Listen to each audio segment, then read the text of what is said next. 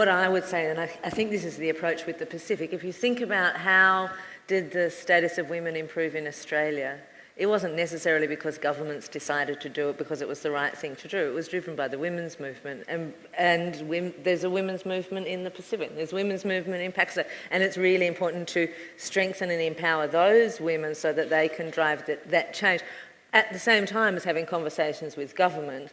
And I mean, in my role, it's an ambassadorial role, so I engage with senior government officials. Now, I can't always make the rights case. I can't always make the moral case because I'll get it's our culture, it's custom. But you can often make an economic case.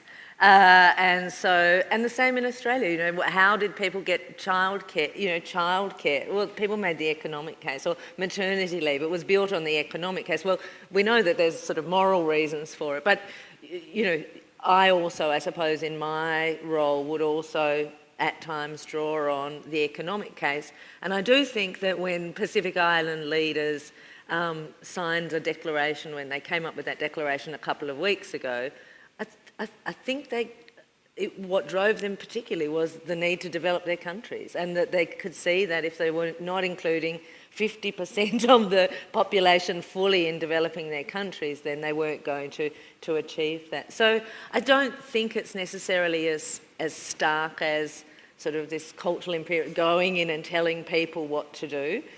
You need to listen to the people themselves that work with them. I don't think we would have gone in and announced a big package for the Pacific if it were not for the policy commitment by leaders.